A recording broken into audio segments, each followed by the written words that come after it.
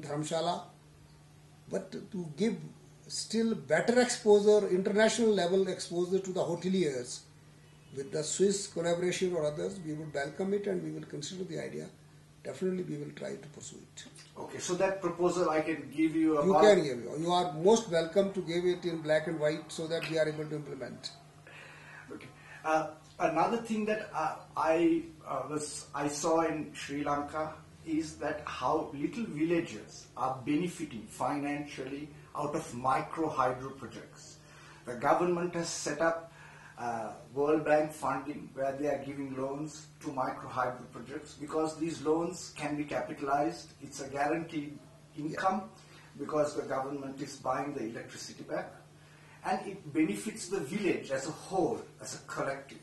Is there any such scheme, or is there also any ideas of setting up this, because power is a great need in India. There is insufficient power and a lot of oil is burnt to generate electricity. Is there any such structure in Himachal or any other states where micro hydro is being fed into the grid and villagers can benefit by this form of income? You will be pleased to know that Himachal Pradesh uses only hydroelectric power produced by the state. We have a number of projects. The famous Bhakhada project is also in Himachal Pradesh, and the biggest project of Nathpa Jhakri 1500 megawatt is also in Himachal Pradesh. But we are giving more importance now to the smaller mini micro hydro projects to vitalize the economy of the rural people. And we have reserved projects up to 2 megawatt for Himachalis only, the local residents, and up to 2 we give preference to Himachali investors. Then after that it is international competitive bidding. Small hydro projects are being encouraged. Cooperative banks are being encouraged to give advanced loans to the local entrepreneurs. Local educated young men are being encouraged to form cooperative societies, generate power, and government purchases that. Then we have also introduced local area development fund or local area development agency for the hydro projects in which whatever area that project is located, that project authority or the independent power producer has to give a certain amount, 2 to 3% of the amount, to the development of that particular area. And as you have rightly said, we are also trying to develop the concept that smaller the hydro projects, giving that electricity generated locally to the local village or that panchayat, maybe to that block level, so that transmission expenditure is also less. There is lesser number of transmission lines to be laid, and local economy is generated, improved. We are trying to do that here also.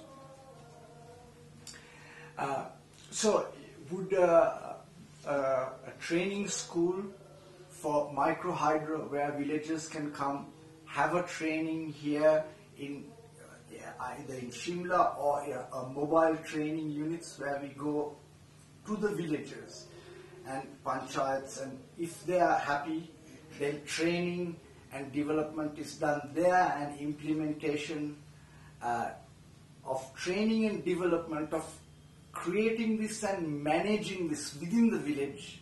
Would this be welcome here as the first step to implementing micro hydro? I have been reading that generally the private entrepreneurs say local people don't get the employment on the plea that they are not technically trained. Actually, what is required? It is the civil and electrical training only. So I have asked all the ITIs and polytechnic colleges in the state to see that we train people in those disciplines which are required by the different industry and different hydroelectrical projects. And you will be glad to know that we took up this matter with the JP industry. They have a polytechnic in a rural area, and they have particularly devoted it to the hydroelectrical training to the young men and women there.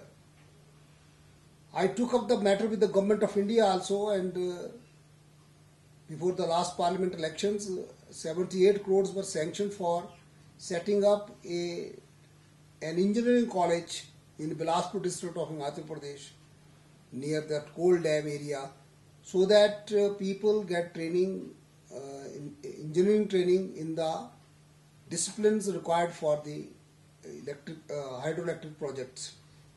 Another institution is coming up near Kotkhai, Pragati Nagar, where we had some other factory there. We are having that college through with the help of SJVN, Satluj Jal Vidyut Nigam Limited, that will be installed there. So 2 engineering colleges, polytechnic college, and then every ITI training in civil and electrical works. So I think we shall have sufficient number of trained people for all this work. So within the next year, there would be, you could say that there would be a lot more micro hydro projects happening in Himachal Pradesh. Of course, we have even cancelled some of the projects which were allotted to certain people and who did not do any work on that. We have made it compulsory, given time frame, within this period you have to do that much, within this time you have to do that much, and if you do not meet the criteria and the what you call that parameters set up for time period that you have to do within milestones, then those projects will be cancelled. So that will ensure quick implementation of the projects. So can you talk a little about your dream to have this rail system? Because last time when we talked about, I asked if what you would like to have your legacy as a CM, and you said if you could have this rail system across, and as we spoke earlier, it has many benefits, not only carbon footprint, tourism, transportation, environment. Since the last time we spoke, where does this project stand? Because I know there are many hurdles that one has to go through, from state government to central government. Where does the project stand as of now? I feel, unfortunately, the government of India, being dependent upon other coalition partners, over the years what has happened is that anybody who becomes the Union Minister for Railways becomes the Minister for his constituency, his district, or maximum for his state.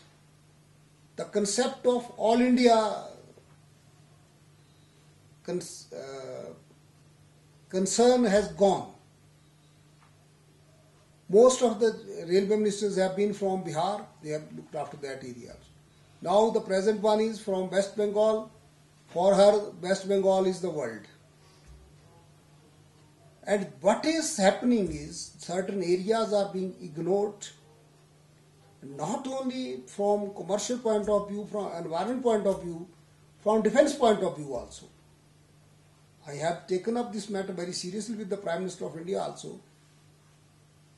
China, after 62 war, developed a railway line from Beijing to Lhasa, and they are laying, I am told, another 6 railway lines there on the other side of the border, and we don't have even one. I have been pleading, expand it from Pathankot, Jogindanagar, Mandi, Kullu, Manali, then Lahore and Leh, Ladakh, or from this Banopali, Bilaspur, Mandi, Kullu, Manali, Leh. That should be there. And I have explained the benefits. So far, there little work has been done on that. And I feel country will have to pay a very heavy price for this negligence. Army officers have been calling on me. They have been pleading with the government of India that this railway line is a must to save the country and save the ecology both.